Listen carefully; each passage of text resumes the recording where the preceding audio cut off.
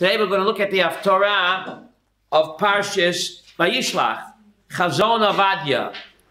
So you have the stone. 357 in this Chumash. 357 in the Birnbaum Chumash, and in the stone Chumash. The stone Chumash, I think it's 1141 in the stone Chumash.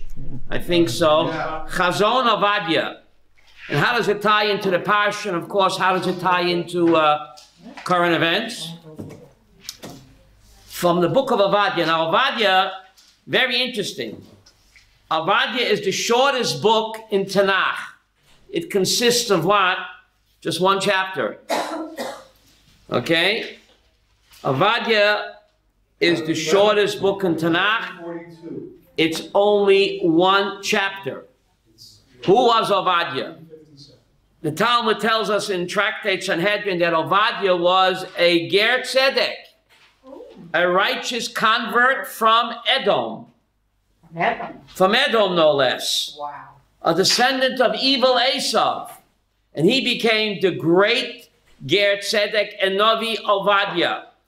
So it doesn't matter where you come from. He was a pagan from Edom, and he converted and became the great prophet Avadia, one of the 48 prophets that are in Tanakh. Now, what does Avadia mean, the name Avadia? What does it mean? Evet Yud Kei. In fact, many Gerim choose the name Avadia. They don't have to take the name Abraham. But many Gerim do choose the name Avadia, which means Evet Hashem. Evet Yud Kei Vav Kei. Okay? The servant of God. So, what's he saying over here? The vision of Avadia against Edom. It's interesting. He comes from Edom, and he prophesizes that Edom is going to be destroyed in the Messianic era. He comes from Edom, and yet this prophecy is against Edom. That's going to take place in the Messianic era, where Edom, the symbol of evil, will be destroyed. Good. So look what he says over here. He says, let's look at Pasuk 17 in the book of Avadia, Pasuk 17. So there's going to be a great war that the Mashiach is going to fight, a great war, the war of Gog and Magog. But he says in Pasuk 17, Ubahar Tzion Tia Pleita. On Mount Zion, the Asper Yeshiva, where my Shiva is, there's going to be Pleita. What does Pleita mean? What do they say? Refuge? They say escape. Escape, refuge. Sanctuary. Sanctuary. Bahar Tion Tia Pleita. So when the missiles start flying, the safest place is going to be the Asper Yeshiva on Mount Zion. That's where he is. That's what he says here, right? There's bound to be another war with Hezbollah. They have 100,000 rockets. Don't go home. So you're all invited to come to Har Tzion, God forbid if the war breaks out. Ubahar Tzion Tia Pleita. You have it, Ira, you have a book. Okay. Mount Zion, there'll be a place of refuge, V'hoya Kodesh. The Yarshu Beit Yaakov et Maroshehem. And Beis Yaakov will inherit or possess those who dispossess them. What does that mean, Nechama? Do you know that when the temple was destroyed, the Romans carried off a lot of the furniture of the Beis Hamikdash into Rome? And there's a lot of, the menorah is there, and the Shulchan is there. It's all being hidden in the catacombs of the Vatican. Now, if you look in Shmuel David Latzato, he's a commentary in Parshas Truma. He lived in the 1840s, and he writes in his commentary, Shmuel David Latzato, that he was friends with a priest in Rome, and the priest swore to him that he saw, in the catacombs of the Vatican, he saw the menorah and the Shulchan. You hear this, Avi? The Shulchan and the menorah. So the prophet says when Mashiach comes, in verse 17, on Mount Zion there shall be refuge, will be holy, and the house of Yaakov will inherit all those stolen possessions that were not stolen from them. The stolen Klei HaMikdash, which is being held in the Vatican is Rome, Edom, so we're going to get it all back. Excuse me, who was that? Shmuel David Latzato. It's called Rosh Tevot Shadal.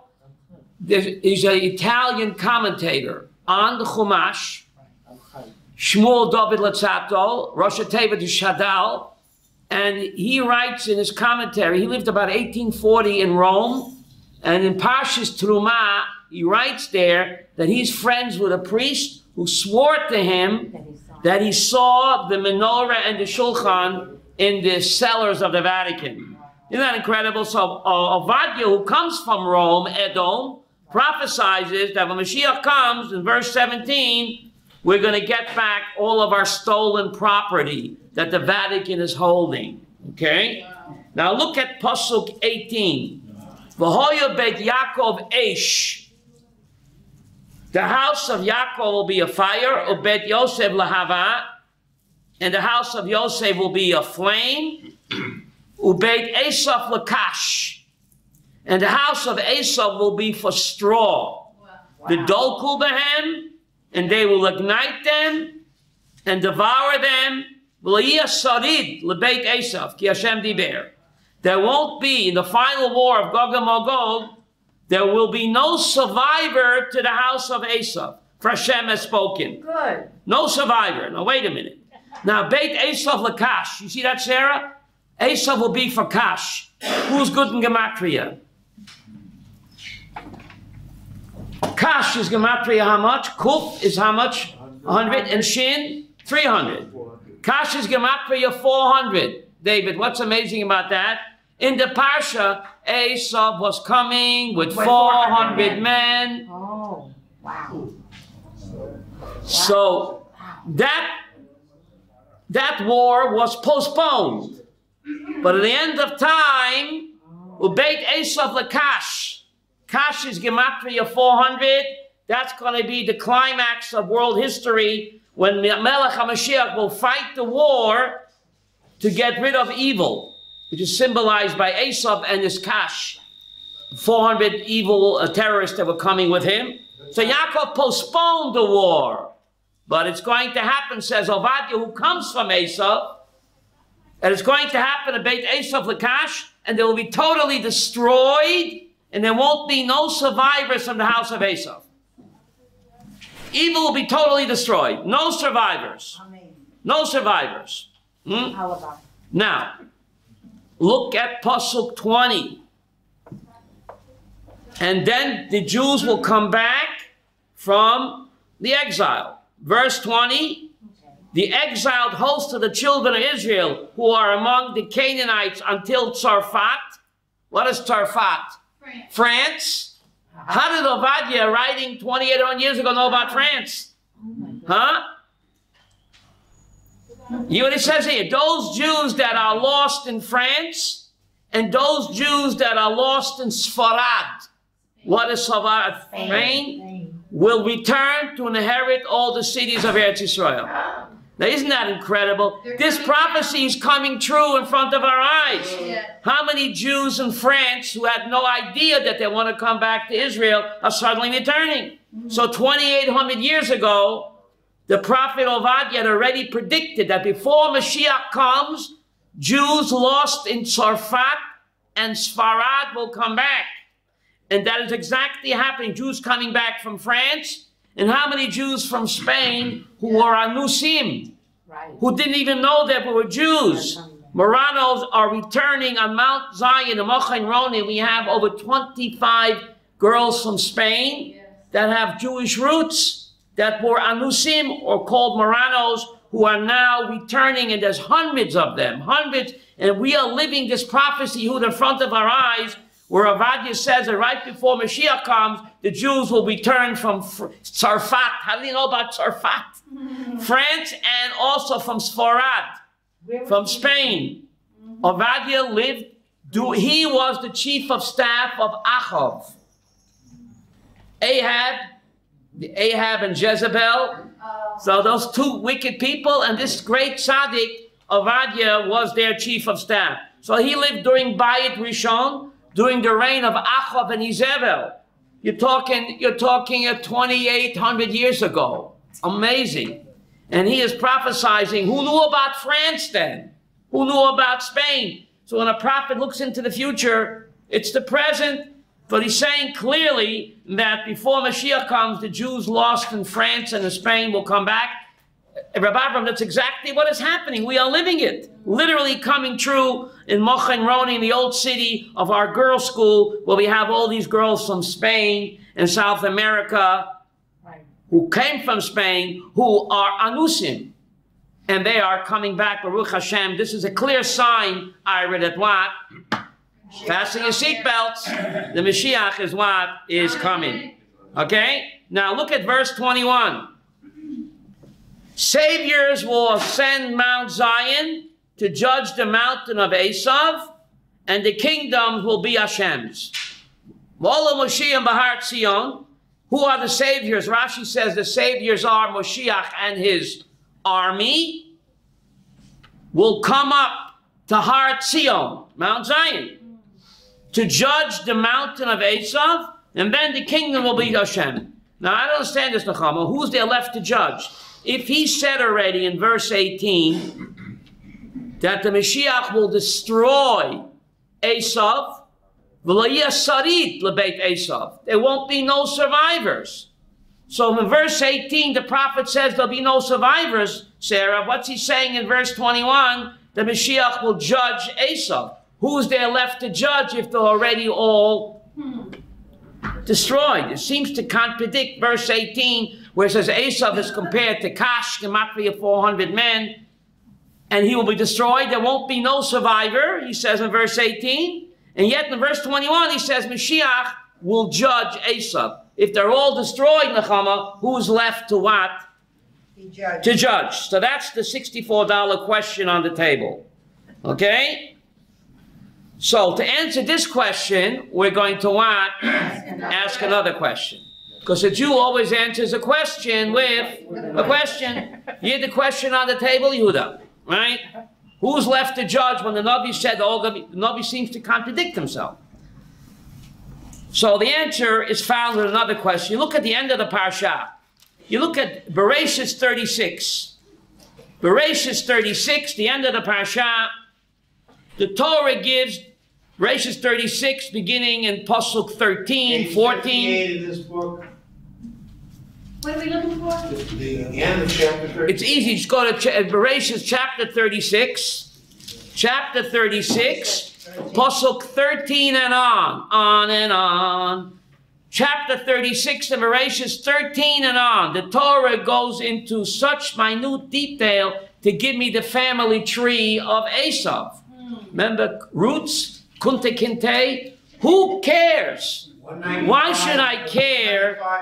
The Torah is so economical when it comes to words or letters. Here, Genesis 36, Pasuk 13, all the way to Pasuk 42, Nechama. How many psukim is that? I'm not good in math. From Pasuk 13 to Pasuk 42, the Torah, you are a math teacher, right? 29 puzzles. Why? Who cares, David? Who cares? The Torah is not a history book. The Torah is God's GPS. It goes into the family genealogy, roots of Esav. Why should I care? Says the Rambam in Moreh Nevuchim, I'll tell you why we should care. One of the jobs of Mashiach, as we saw, is to destroy Esav. All right? But not all of Esav. It's only Amalek. So says the Rambam Moreh Nevuchim. You know why the Torah spends so many psukim describing the family tree of Esav Avi? Mashiach is going to settle up the score with Esav. But only Amalek. Esav had many grandchildren. Amalek was only one of them. So Mashiach is going to have to study this Parsha very carefully, Chanoch. It's not ancient history. To make sure not to kill an innocent human being. So when the Navi says there won't be a survivor of Esav, he means Amalek from Esav. But the rest will be judged on their merits. So there is no stira, there's no contradiction. One question, the Chama, answers another. So the Navi doesn't contradict. Esav will be no survivor, that's only Amalek. But the rest of Esav's children will not be destroyed. They'll be judged on an individual basis. And therefore, the Rambam says the Torah has to spend so many verses describing the family tree of Esav, because before Mashiach carries out the orders of Avadia, he's going to have to study this Parsha very carefully. Esav had many grandchildren.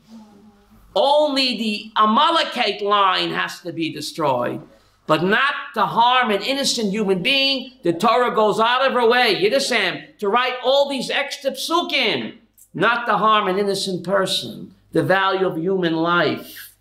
So one question answers the other. Yeah, Chanoch, you had a question. Yes, so, Esau and Amalek is only, I assume, the Christians. It's not the... Who are the Amalekites? Israel. Who are the Amalekites, right? That's up to Mashiach to decide who they are. But just that part of Esav has to be destroyed. The others will be judged, and therefore the prophet does not contradict himself. And therefore the Torah has to write so many psukim identifying all of the grandchildren of Esav, because only the Amalekite line has to be destroyed. Who's Amalek today? Yes? What? That's only part of the evil. The other big evil still exists. Amalek is the symbol of evil. That will be destroyed. And then the others will fall in line. Once the Amalekite tribes is destroyed, so the other children of Esau will fall in line. Keep the 7, go to heaven, yes? It sounds like almost midnight in Mitzrayim. Yes. Hashem knew who was who. Right? So Mashiach is going to, who is who, right? Who is I'll who? put my money on Mashiach. Right? Yes. Who is who, right? So it's, Rabbi, Right? it's just going to be Jews and Noachites in the end. What do you mean? Yeah. Those people that accept the Noachide religion Right. will survive. And the Keep the 7, go to heaven. Right, so Jews Right? and Noachites, and that's it. What do you mean that's it? Every human being is a Noachite. Whether he knows it or not, Nechama, doesn't every human being come from Noach? We also come from Noach. But are they? Noach is a new Adam. But they'll have to accept the Noachide I was religion. just going to say. Right? And Right. if they don't accept it, If they don't accept it, then I don't know. what? Stay tuned. I don't know. Right? See, other religions say my way or the highway. Right. All religions except the true religion. Ours. Judaism says, Judaism for Jews. A non-Jew, keep the 7, go to heaven. Right. I Right? agree. Right? So here you have in the Parshat, in Genesis 32, Pasuk 25, Yaakov has an all-night wrestling match. Remember that song? All night long. Genesis 32, verse 25, who is this mysterious stranger? Strangers in the night. That's wrestling with Yaakov. Who is he wrestling with? And why do I need to know about it, Leah, in the year 2016? The Torah is not a history book. What's the message, of course?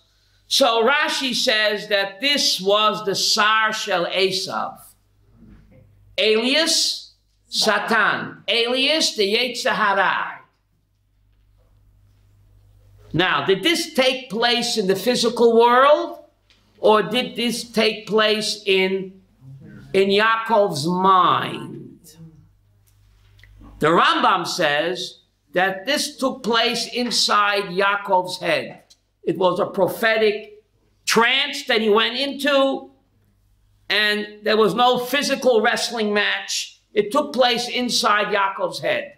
So the Abarbanel says, if that's the case, how come he was limping? Why was he limping?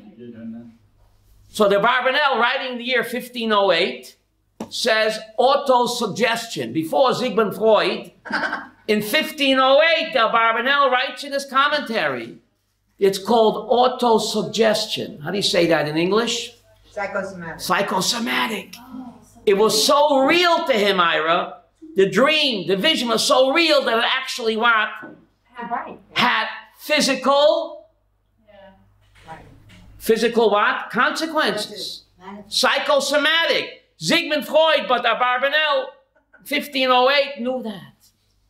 Rashi and Ramban disagree, Leah. They say it took place in the physical world. Is there a contradiction? No. No. Elu be'elu divrei chayim. They're all right. It took place inside the prophet's head. but also took place in the physical world. No contradiction. But what do I need to know about it for? So this was the Yetzer Hara. Everybody struggles with the Yetzer Hara. Yaakov's fight was my fight, David. Otherwise, it wouldn't be in the Torah. We all fight with the Yetzer Hara. You win some, you lose some. Yaakov was wounded, right? But in the end, he stood tall. So this is the same idea, buddy, with the ladder. Life is like a ladder. Same idea, Rabbi Abraham. Sometimes you're climbing up, sometimes you're climbing down. A series of up and down. You win some, you lose some. But when the bell goes off, after 120, you should be up, right? So don't be discouraged if you lose. Yerida l'tzorech aliyah. How do you say that in English? Yerida l'tzorech aliyah. So this is the same idea with the wrestling matches, the ladder. Malachalim holding the Yordan bow. Baal Shem Tov says, we are the angels of God. Sometimes you go up, sometimes you go down. Right? Life is all about the struggle. We shall overcome. So even if you lose, don't be discouraged, because the struggle makes a person great. There's a pasuk in Mishlei, Sheva Yipol Tzadik. The tzaddik will fall 7 times. So why is he called a tzaddik, Benjamin? To come. Because he keeps getting up, like Yaakov. Right? He keeps getting up. The come. You're not down for the final count. Right? So everyone has to struggle with his Yetzer Hara. We get wounded, but don't give up. We all are alone with our Yetzer Hara. And we all have to fight with ourselves. It's a reminder for all generations. My Rebbe, Rapam Zatzal, would say, every person is a Dr. Jekyll and a Mr. Hyde. You know what he said? And if you don't believe that, you don't know yourself. My great Rebbe Rapam would say that. Every person, Banish, is a Dr. Jekyll and a Mr. Hyde. Sometimes Dr. Jekyll comes out, but never sometimes Mr. Hyde comes out. Remember Spencer Tracy? I love him. What a movie that was. It's so true. Yep. Avi, it's so true. Yaakov's struggle is our struggle. Otherwise, it wouldn't be in the Torah. Of course they got the movie from us, right? They got the book from us. Dr. Jekyll. This is the whole wrestling match that Yaakov was fighting with himself, with his Yetzer Hara. He gets a new name, Yisrael. What does Yisrael mean? Sar El, Prince of God. Sar means prince. El means what? God. Yisrael means Prince of God. Yisrael also means Yeshar El. You know, a shin and a sin, there's no dots in the Torah scroll. Yisrael is Yeshar El. Yeshar El. You ask anybody for directions in Israel, David, they say Yeshar, Yeshar, Adasof. But our tafkid is to be Yeshar El, straight with God. You have to be straight with man and with God. The Jews are called Yeshurin, from the word Yeshar or Yesar or Sar. So we are God's prince, and therefore we're so hated. You know, the Vatican, until recently, they wouldn't dare say the name State of Israel. They wouldn't pronounce the name. No, it kills them. Because it kills them. We are the Sar El. We are the Prince of God. And it took them a while to, it was like a bone in their throat, Yisrael Baruch, to get the word out. Yeah. That's why they wouldn't recognize Israel until recently, in the 1990s, right? So this is a struggle we all have to go through. We struggle with ourselves, with the Yetzer Hara. And Yaakov, in the end, he was wounded, but he still won, right? Mm-hmm. That's the message. We all wrestle with ourselves, right? Vayivose Yaakov levado. Sarah, no extra words in the Torah. You see Genesis 32:25. Yaakov remained alone. Why is that important, Sam? Next the words in the Torah. Everyone has to do it themselves. Oh, Sarah, you want to come up here? She's You always- must have ESP. Wee-oo. she's always- The Mishnah says in Sanhedrin, page 37, Bishvili nivra olam. The whole universe was created only for me alone. Yaakov remained alone. Each one of us is an individual. And the whole world only exists for me. You got the whole world in your hand. David, they got that song from us too. Right. We are alone. Meaning the universe was created for me alone and you alone. We're all unique individuals. That's what the story of Yaakov and the wrestling match is. Right? And what we do has cosmic repercussions. Positive or negative. Accountability. Oh. So you can't take a day off. Right? No one can do it my way. David, all of these songs that have Jewish writers are all. No one can do it my way. We're all unique individual, and that's the word levado. Bilam says, "Hey, nam levadad yishkon." Right? Bilam. Right? He says the Jewish people's destiny is to be alone. It will never be considered among the Goyim, no matter how much we try to bend over backwards. No matter how many concessions we make, it's useless. Oh, that's it. Right? The Jewish people will always be alone, no matter what. Then the Torah goes on and tells us something very strange. So Yaakov and Esav have a close encounter. They have a close encounter. And Yaakov escapes. But again, the 400 men are going to come back. Kash. Esav is going to be Kash, symbolizing that the war was only postponed by 4,000 years. Right? So after the close encounter, strange. Genesis 33, Pasuk 17, very strange, Elisheva. If you're looking inside, it's important. After the close encounter with Uncle Esav, Yaakov comes to a place called Sukkot. He builds a barn for his cattle and sheep, and he calls the name Sukkot. Right. So it's very important that I need to know, Leah, in the year 2016, that 3,800 years ago, after the close encounter with Uncle Esav, Yaakov came to a place, he built a barn for his sheep and cattle, and therefore he named the name of the place Sukkot. Sukkot means hut, not Pizza Hut, hut, because he built a hut, a shelter for his cattle. And it's temporary. You understand this? What's it all about? GPS, Sam, what's going on over here? Says Archaim HaKadosh. Archaim HaKadosh is telling us that Yaakov Avinu saw that people were abusing their animals, treating them with cruelty. So Yaakov Avinu, before the ASPCA, made a public display of taking care of his livestock.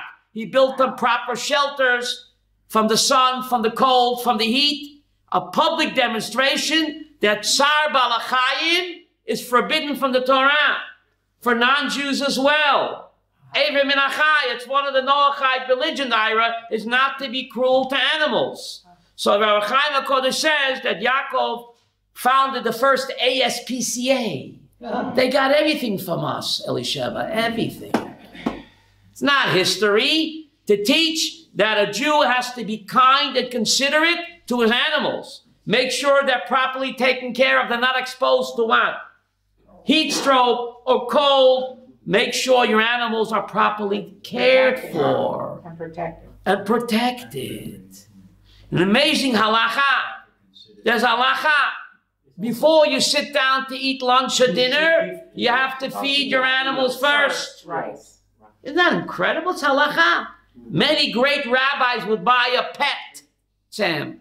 Great rabbi needs a pet to do this mitzvah. Exactly. He needs a cat? No. No, I want to do the mitzvah.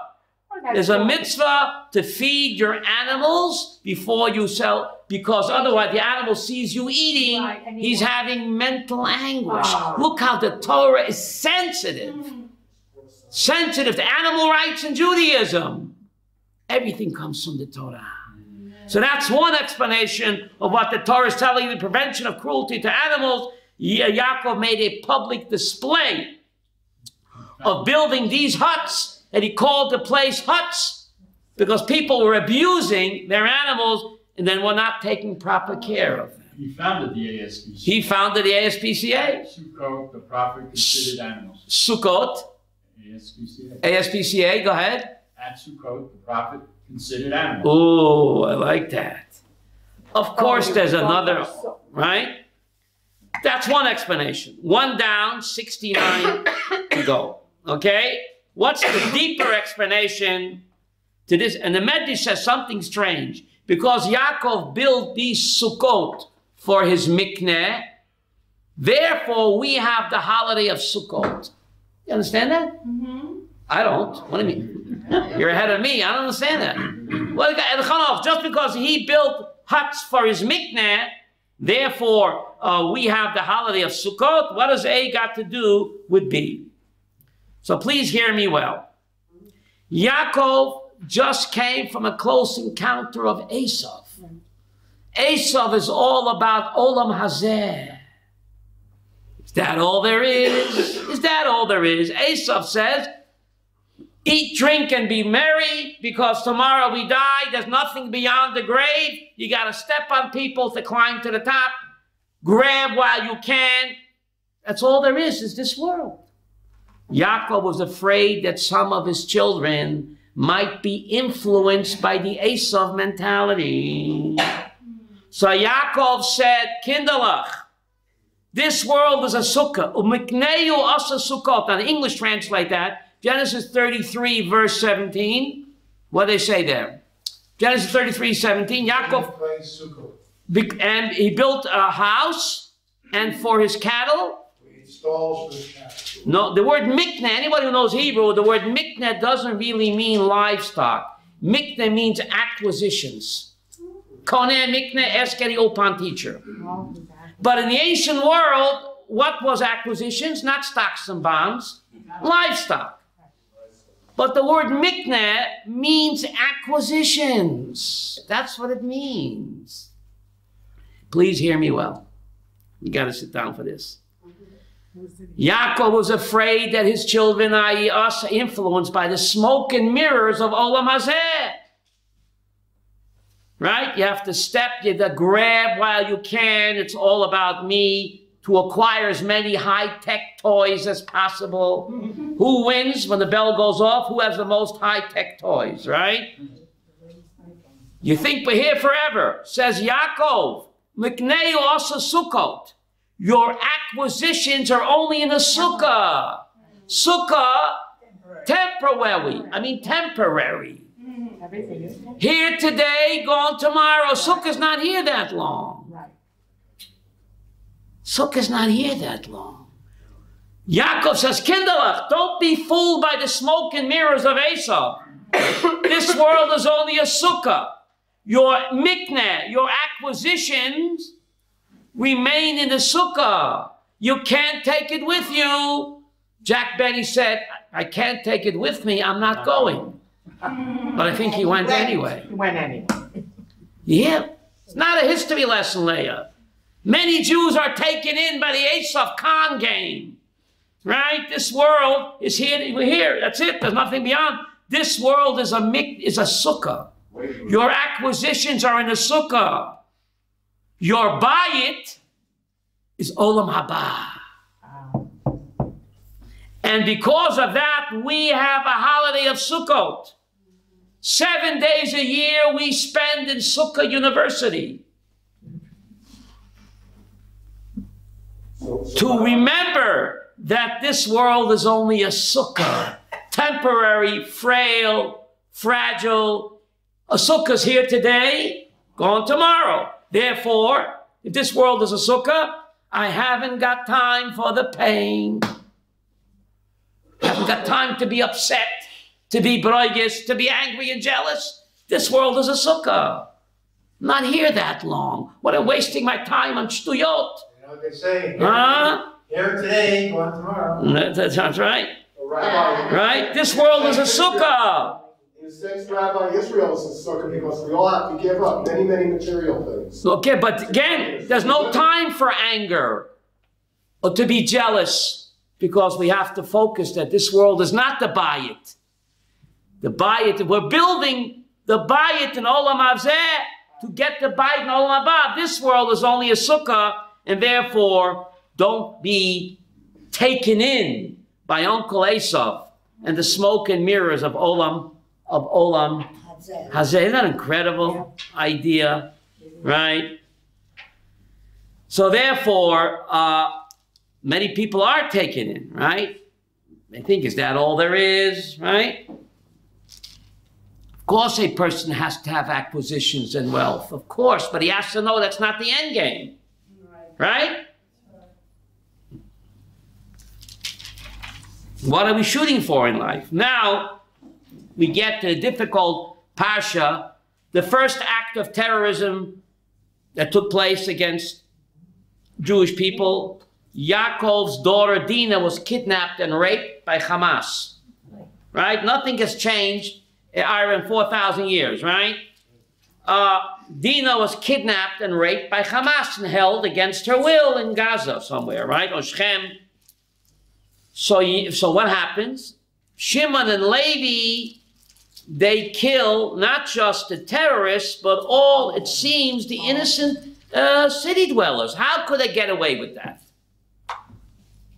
So if you take a look at Genesis 34, Pasuk 27, I wonder how the English translate that. Remember, there was only one terrorist. Shechem kidnapped and raped Dinah. One person, right? Look what the Torah says in Genesis 34, verse 27. You want to read that, Abraham? It says, the sons of Jacob came upon the slain, and they plundered the city which had defiled their sister. The city defiled their sister? Sam, I don't think that. The Pasuk says that it was only one terrorist, Abu Mamzer. But they went along. So why does the Torah blame the whole city? Hanoch, what's going on?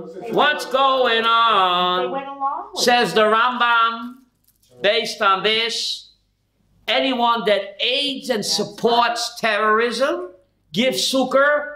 When Jews are murdered and kidnapped, they hand out candies in Gaza and they blow their horns That's right. and they give out sweets. You're just as guilty. Exactly. Therefore, the Torah blames the entire city. Anyone that gives aid and comfort and support to a Mechabel is equally guilty of terrorism, says the Rambam. And therefore, the Torah says clearly that they're all held responsible. That's collective guilt. They didn't have just courts of law. It exists, I'm agreeing. Not collective guilt. Of course. No. Everybody that The contributes. terrorists couldn't Collective murder and guilt. kidnap unless they had a support community. Exactly. So they're part of the terrorism. Says Rambam, that's why the Pasuk says that Shimon and Levi despoiled the city that defiled their sister. But it was only one guy. But the rest of the city gave aid and support and comfort. And therefore they are what? Equally guilty. Amen. Isn't that incredible? Don't be more religious than God. Don't be more merciful. The leftists think they're more merciful than the Torah. That's what they think, Nebuch. They're more merciful than the Torah. Rabbi, Yes? Rashi said it was all the brothers. It wasn't just Shimon. No, Shimon and Levi. No, it was Shimon and Levi. No, Shimon and Levi killed out the city. Right. And then the other brothers came to despoil the city, which defiled their sister. But it should have said, he defiled the sister. Only one. And yet the Torah blames the entire city, says Rambam and the Netziv, because anyone that supports terrorism and gives comfort and aid is equally guilty of terror. Okay? Yes, you had a question? No, they didn't have just courts and laws, so they weren't following the Noahide laws. So What? that was allowable. Well, they weren't following oil. That's because they didn't take the perpetrator, didn't punish him. So they're all equally guilty, right? All equally guilty, that's right. So Yaakov Avinu, right? So why is Yaakov upset? If they did the right thing, why is Yaakov upset? Is he afraid of Why is he upset if they did the right thing? So look what he says in Genesis 35, verse 30. He should have said, how dare you guys kill innocent people? What's wrong with you? He doesn't say that. In Genesis 35, 30, what does he say, Abraham? Please read carefully what he says. Yaakov says to Shimon and Levi. 35, 30. Yeah. Okay, so Yaakov said this to Shimon and Levi, you have discomposed me, making me odious among the inhabitants of the land. What does that mean? Among the Canaanite and among the Perizzite. Right. I am few in number, and should they band together and attack me, I will be annihilated. I am my household. What are you talking about? You guys killed innocent people. He doesn't say that, Shelley. He just says, why didn't you allow us to circle the wagons? Circle the wagons? Prepare, we're going to be counterattacked by the terrorists. Why didn't you consult me to come up with a battle plan? What are you running off half-cocked on your own? Now we're going to get a counterattack. If he felt they killed innocent people, he should have said, how dare you kill innocent people? Not one word. They were not innocent. But his rap was that they didn't consult him. He's the leader of the family. And he didn't give him a chance to what? To prepare for a counterattack. So that's why he was upset. But not one word that they did the wrong thing. Look what he says to them. So what did they answer? They said, Abba, there was no time to circle the wagons. Shall they treat our sister like a harlot? And Yaakov does not answer. And we know in Judaism, shtika kahida'ah. If someone gives you an argument and you don't answer back, you agree. Otherwise, Yaakov could have said, no, he didn't answer back. So his only title was, I'm the head of the family, right? You should have consulted, he would have come up with a game plan, a battle plan. Now we're afraid of a counterattack, right? But the Torah tells us that what? The Torah tells us, why weren't they attacked? Parshat 35:5. They traveled and there was the fear of God around all the surrounding cities, and they did not pursue the Bnei Yaakov. So it was a nest that the other nations did want to retaliate, but HaKadosh Baruch Hu put the fear of God in them, and therefore they were frozen with fear, like after the 6-day war, right? They were frozen in fear, and the few against the many, right? I have the Hanukkah miracle over here, right? God helps those who help themselves. The Hanukkah miracle never would have happened, Avi, if the Maccabees would not make the first move. Nothing would have happened. God only helps those who help themselves. You see this over and over again. After Shimon and Levi acted to free their kidnapped and victimized sister, then HaKadosh Baruch Hu stepped in and he put the fear of God in the PLO, and they didn't counterattack. But if Shimon and Levi wouldn't have done it, it wouldn't have happened. I have a question. Please, that's what I'm here for, Nechama. Speak up. I'm all ears. Why then, on the deathbed of Yaakov Avinu, why did he say what he said to Shimon? What did he say? Oh, Nechama hit a home run. But I'm prepared. Nechama, let's go there. I'm glad somebody asked that question. Oh, Nechama, I'm glad you asked that question. Let's go to Parshat VaYishlach. So if they did the right thing, what does Yaakov say in Genesis 49? In Genesis 49, verse 7, Nechama hit a home run on his deathbed. Genesis 49, verse 7, cursed be their anger because it is fierce. You hear this? Genesis 49, 7, cursed is their anger because it is fierce. Right? And their fury because it is hard. I will divide them among Yaakov and scatter them among Israel. That's hard. 1 minute. Please hear me well. I will divide them in Yaakov and scatter them. Says Rashi, he is upset with them, right? Who did Yaakov put in charge of the Misrat HaChinuch? Shimon and Levi. Those two so-called terrorists. You're so upset with them, Rashi says, he put Shimon and Levi in charge of the Misrat HaChinuch. Misrat HaChinuch, how do you say that in English? Education Ministry. Who are the teachers of Am Yisrael? The Levites and the Shimonites. Isn't it bizarre that he's upset with them, Danish? He would put these so-called hotheads in charge of the Misrat HaChinuch. They calmed them down. Levi were the teachers, and Shimon were Malamdei Tinokot. Malamdei Tinokot. So what's going on over here? What's the message over here? The message is, again, he was upset that they didn't consult him. I'm the head of the family. You guys were teenagers, were 13 years old.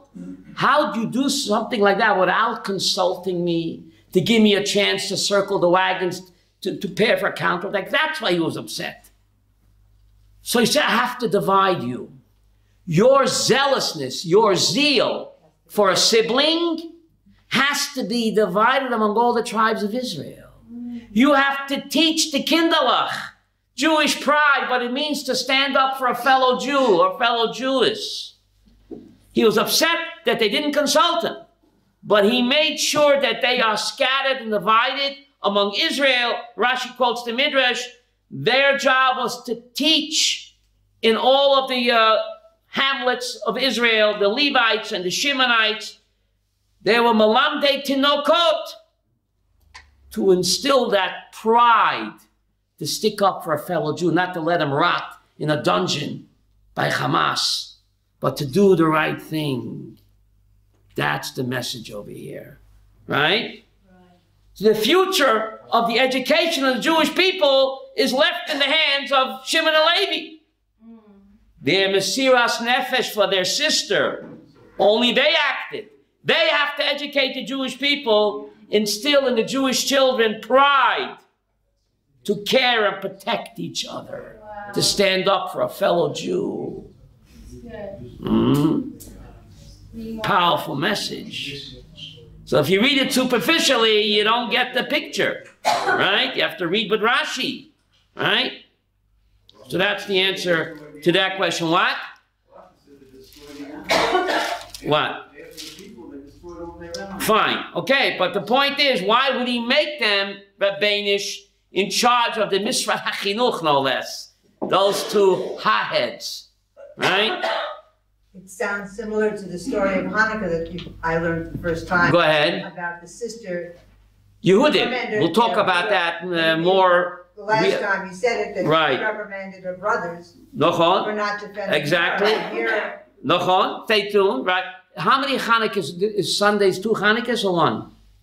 2 Hanukkahs. So we're going to have to class. It's okay, right? Because if class is over by 3 o'clock, you have plenty of time to go and light the Chanukah candle. So we're going to have classes both Sundays, right? And we'll speak about Hanukkah and what it means for us. As Sarah mentioned, Jewish pride, the miracle never would have happened unless the Maccabees were what? Made the first move. And who caused them to make the first move? Yehudis. Their sister, Yehudis. We'll talk about that, right? Behind every good man is a better woman. Pushing. It's so true. The Maccabee brothers were pushed into action by their sister. We'll talk about that, Shirley. It's amazing. Behind every good man is a better woman. So true. It is so true. The great rabbis at the funeral when their wives died, all of the great rabbis said, I became a great rabbi just because of her. If it wasn't for her, I would be a nobody. It's her. They all said at the funeral when they were mastic their wives, the greatest rabbis. And it's so true. It's all the great rabbis said that. Soloveitchik went to... Soloveitchik went into depression when his wife died.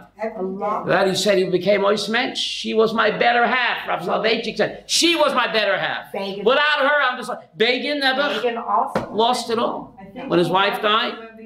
It's so true. It's so true, right? We'll talk more about that next on Hanukkah, which is coming up. Now, very important. What's in a name? Shelley, who names all of the children in the Parshat? It's the mother, the mama. Not the papas. No, not the papas. All of the children are named by the mothers, says the Ramban. Why?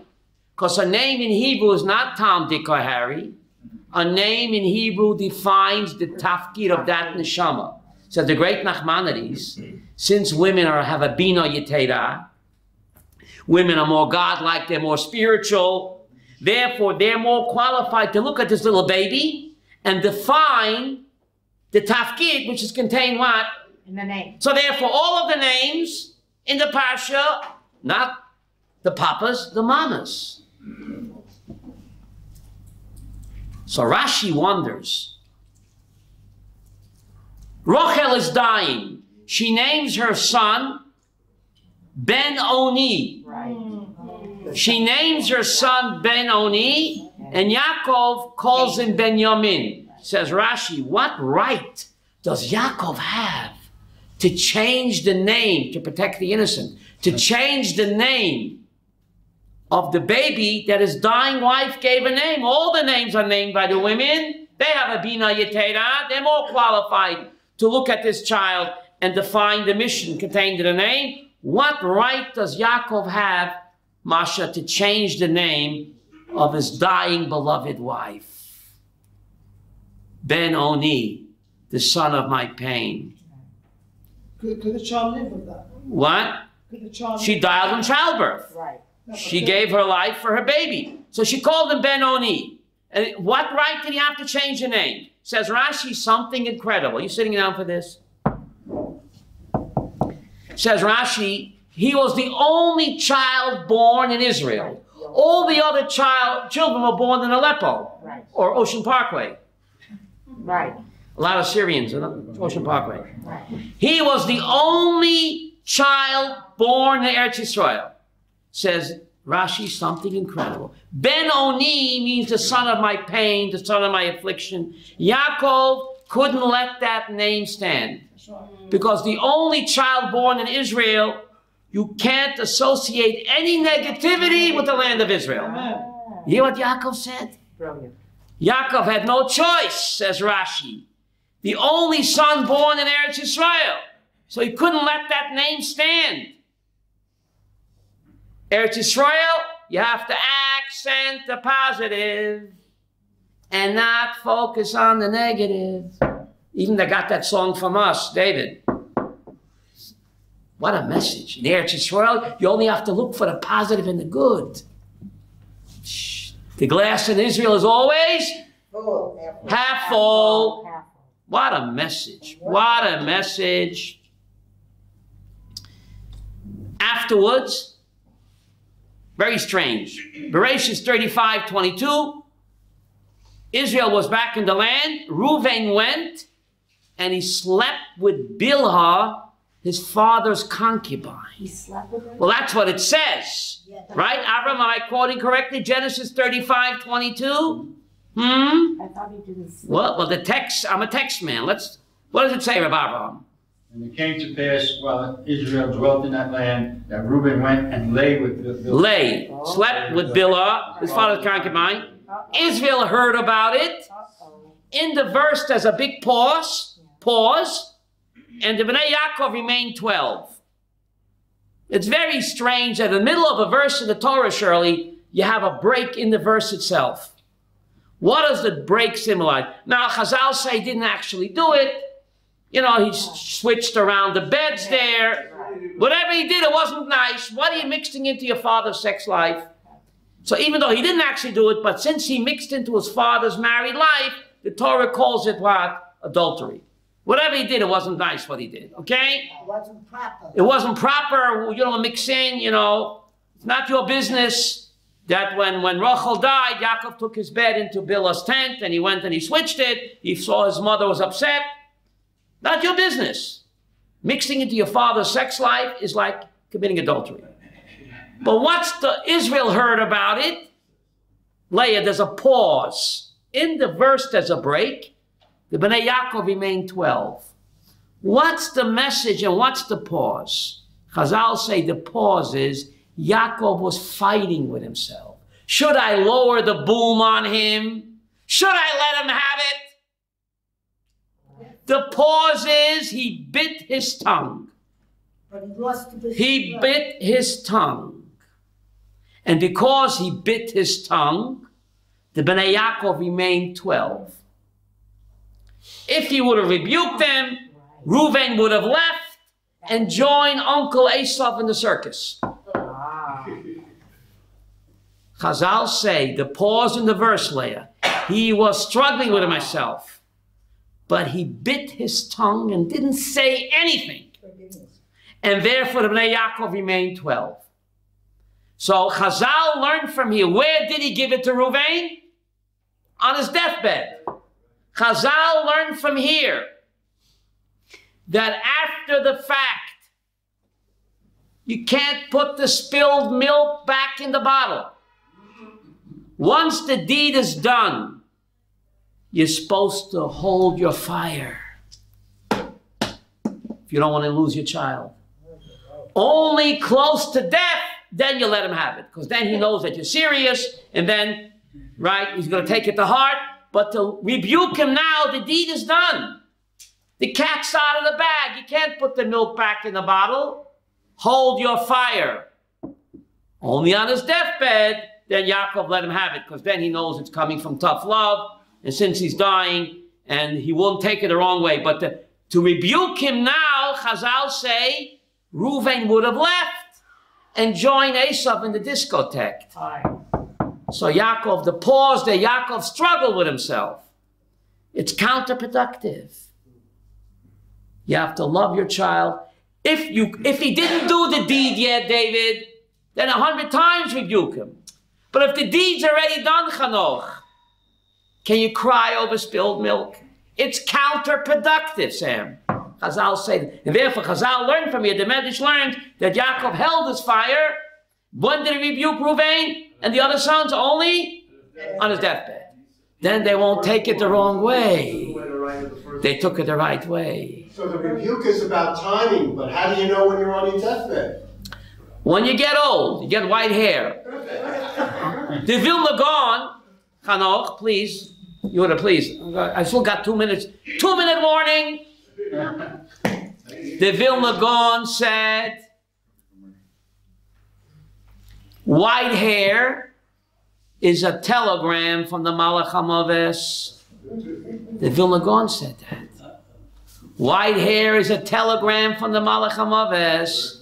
Ready or not, get your act together. Vilna Gaon said it. Telegram. Hopefully you read it very slow. Till 120, a long telegram. What? 125, right? Right. I have some more, but I think it's late. Maybe we should save it for next time. Sunday at 2 o'clock, we have a great shiur, Our Lady Rabbi's Kosher. That's a cliffhanger, Sam. Came at the right time. Our Female Rabbi's Kosher. That's Sunday at 2.